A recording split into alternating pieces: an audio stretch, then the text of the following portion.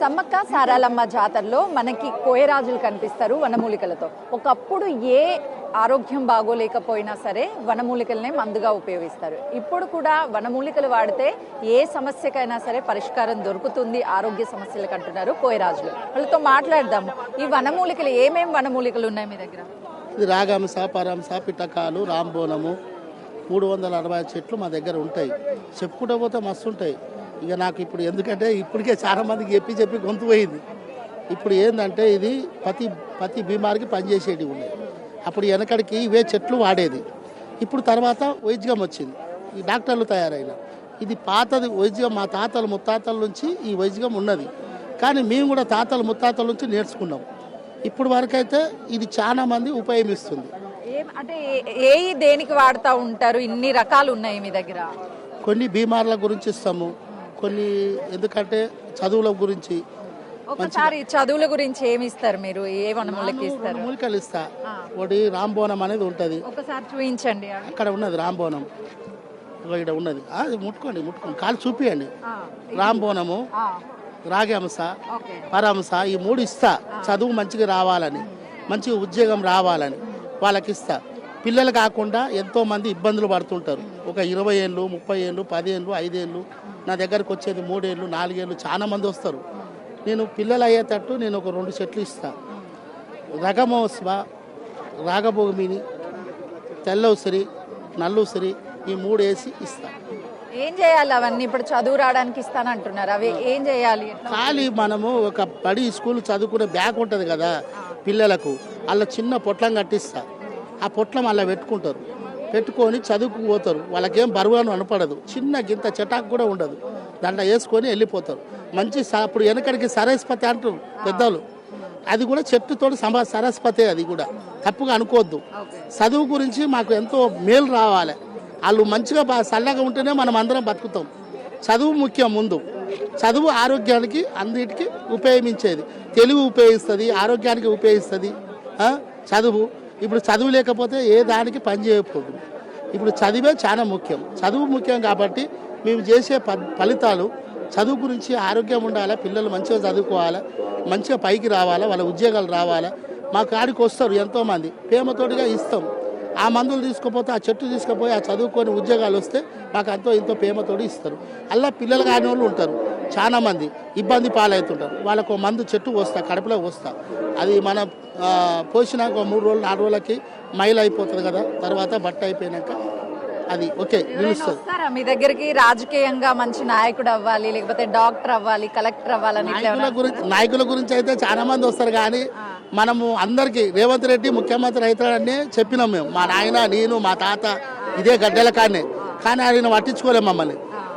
రేవంత్ రెడ్డి ముఖ్యమంత్రి అయినాడు, ఇట్లనే చాలా మంది వచ్చి అడిగిరు, ఆయన ముఖ్యమంత్రి అవుతాడు కంపల్సరీ అని చెప్పినాం.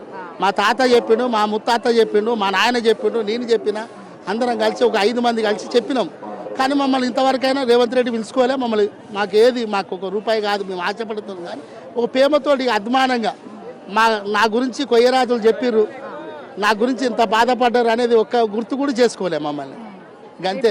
ఇప్పుడు ఎవరైనా మంచిగా చదువుకోవాలి అని చెప్పేసి అనుకుంటారు, వాళ్ళకి చదువు రాదు. వాళ్ళకి ఎట్లా చదువు వస్తుంది మీరు ఇచ్చే మందుల ద్వారా? నీకు జ్ఞానం పెరుగుతుంది. ఇప్పుడు గురువు లేని గుడ్డిచ్చా, గురువు లేని చదువు రాదు. ఇప్పుడు చదువు అయినా గురువే. ఇప్పుడు మేము కూడా గురువే. గురువు చెప్పినట్టు బాలసతుడు వినాలి, గురువు చెప్పినట్టు వినాలి. ఇప్పుడు తల్లిదండ్రులు బిడ్డ ఇట్లా పోవాలి, ఇట్లా పోతే మంచిగా ఉండాలి. సమస్య వాళ్ళే చెప్పి వస్తారా, మీరే గుర్తుపడతారా సమస్యని? ఇప్పుడు ఒకరు ఫోన్లు పోతాయి కదమ్మా, పలానా గురువు మంచిగా ఇస్తాడు, ఆయన నెంబర్ తీసుకుపోతారు కదా, ఆయన ఇస్తాడు, వస్తారు. ఇప్పుడు నా మనసులో ఒక బాధ ఉంది అనుకో, అది మీరు చెప్తారా లేకపోతే నేనే చెప్పాలా? మీకు వస్తారు, వాళ్ళే చెప్తారు. ఇట్లా అడుగుతారు, మాకు ఇట్లా బాధలు ఉన్నాయి, ఇట్లా కష్టాలు ఉన్నాయి, ఇట్లా ఇబ్బందులు ఉన్నాయి అని చెప్తారు. నాకు వచ్చి చెవులో చెప్తే దాన్ని బట్టి నేను ఇస్తా. నేను అన్ని పుణ్యమే కట్టుకుంటా, పాపం అయితే కట్టుకోను, అన్ని పుణ్యమే చేస్తా. మా బిగ్ టీవీ గురించి చెప్తారా, భవిష్యత్తు ఎలా ఉంటుందో? ఇప్పుడు ఇవన్నీ చెప్పాను కానీ నేను జాతర, ఇది ఫుల్ జాతర, పబ్లిక్ ఉన్నారు. ఇదొక్కటి ఎందుకనంటే మేము వచ్చాం మీ దగ్గరికి, అంటే ఎంతో కష్టపడుతున్నాము. ఈ మా బిగ్ టీవీ భవిష్యత్తు ఎట్లా ఉంటుంది? ముందు చాలా మంచిగా ఉంటుంది, ఆరోగ్యంగా ఉంటుంది, పైకి వస్తుంది. నువ్వు కూడా పైకి వస్తావు, నీకు ఇంకా తెలివి ఉన్నది, ఇంకా పైకి లెవెల్ వచ్చేది ఉన్నది. నువ్వు కంపల్సరీ పై లెవెల్ వస్తావు. మళ్ళీ జాతర వరకు నువ్వు పెద్దవాడివి అయి వస్తావు నా దగ్గరికి. మా బిగ్ టీవీ ఛానల్ గురించి చెప్పండి. అంటే ఇప్పుడు మళ్ళీ కొత్తగా లాంచ్ చేస్తున్నాము, మంచిగా ముందుకెళ్ళాలనుకుంటున్నాము, ఎలా ఉండబోతుంది? ఆ దేవుడు సమ్మక్క సారక్క నీకు ఈ దయ వల్ల నీకు అన్ని పనులు కరెక్ట్ జరుగుతాయి. ఆయన ఛానల్ పెద్ద మనిషి ఎవరైతే ఉన్నారో నేను ఈరోజు చెప్తున్నా, ఇప్పుడు మేము చెప్పే కొయ్య మాట మమ్మల్ని మతిమారుస్తారు. మేము చెప్పాగానే మతిమారుస్తారు, వాళ్ళు గెలుస్తారు, ఏదైనా అవుతారు, మమ్మల్ని మతిమారుస్తారు. అది మతిమరచకుండా మీరు ప్రేమతోడిగా చెప్తున్నా. ఈరోజు సారక్క వచ్చే దినము కాసేపు అయితే 10 నిమిషాలైతే సారక్క వస్తుంది. ఆ మహిమతోటి నేను చెప్తున్నా, కంపల్సరీ మీరు పై లెవెల్లో పోతారు. నన్ను మాత్రం గుర్తుపెట్టుకోండి అంతే. ఈ నా నెంబర్ తీసుకుంటారా? 9705121635. ఎవరికైనా అవసరం ఉన్న వాళ్ళు ఈ నెంబర్ తోటి రామన్న దగ్గర వైద్యం ఇస్తా. మీరు ఎక్కడ ఉంటారు సాధారణ రోజుల్లో? ఎక్కడ ఉంటారు అసలు? ఎట్లా తెస్తారు? తిరుగుతా అమ్మా, అన్ని దేశాలు తిరుగుతా, అన్ని మన జిల్లాలు తాలూకాలు ఫోన్ చేస్తారు కదా, మేము పోతాం. మా పిల్లలు చదువుకుంటారు. ఈ పని మా పిల్లలు చేయాలంటే చేయలేరు. చదివిస్తున్నా నా వరకే అంతగా అయిపోతుంది. నెక్స్ట్ జనరేషన్ ఎట్లా మళ్ళీ మీరు ఇంతమంది? నా వరకు జంత వరకే సరిపోతుంది. ఇక మా పిల్లలు చేయలేరు, వాళ్ళు చదువుకొని ఉద్యోగాలు రావాలి అంతే. ఎందుకంటే మేమే మస్తు మా తాతలు ముత్తాతల నుంచి వచ్చినాము, ఇక మాకు సరిపోయింది అంతవరకే. మమ్మల్ని ఎవడు పట్టించుకుంటాడు? ఏ గవర్నమెంట్ పట్టించుకుంటాడు? తల్లి కొంచెం గవర్నమెంట్ కింద మేలు చేస్తే మాకు కొద్దిగా ముందుకు వెళ్తుంటే. ఇప్పుడు ఎవరు రేవంత్ రెడ్డి సీఎం అవుతారని మీ తాతలు మీ నాన్నలు మీరంతా చెప్పారని చెప్తున్నారు. ఎవరన్నా పొలిటీషియన్ మీ దగ్గరకు వచ్చి జాతకం చెప్పించుకొని రాజకీయ నాయకుడు అయిన వాళ్ళు ఉన్నారా? మస్తు మంది ఉన్నారు, బొచ్చల మంది. నేను పేరు చెప్పాను కానీ మస్తు మంది ఉన్నారు. వాళ్ళ వారికే వాడుకుంటారు, వెళ్ళిపోతారు. ఆ తర్వాత వాడేవాడో మనవాడో అంటారు. ఈసారి రాష్ట్రం పరిస్థితి ఎట్లా ఉంటది? మంచిగా ఉంటుంది. ఇప్పుడు ఈయన ఫలితం మంచిగా చేస్తున్నాడు. రేవంత్ రెడ్డి గారు సాబ్ని మంచిగా చేస్తున్నాడు. ఈయన కూడా చల్లగా బతకాలా, ఈయన మనవడు బతకాలా, ఇలా మన పిల్లలు, అలా బిడ్డ, అలా అల్లుడు, అలా భార్య అందరూ మంచిగా ఉండాలి. ఆయన 100 ఏళ్ళు చల్లగా ఉండాలి. చాలా మంచి మనిషి. అన్ని బియ్యము ఉప్పు బియ్యం మంచిగా ఇస్తున్నాడు. మంచి సన్న బియ్యము అవి చాలా మంచిగా ఇస్తున్నాడు మహారాజు. అదే బియ్యము గరీబోడు తింటున్నాడు, అది నేను ఒప్పుకున్నా. ఆ బియ్యం మాత్రం ఇస్తున్నాడు, ఇల్లు కూడా కట్టిస్తున్నాడు మహారాజు. ఇంకా పైకి పోవాలి, పై లెవెల్ కావాలి.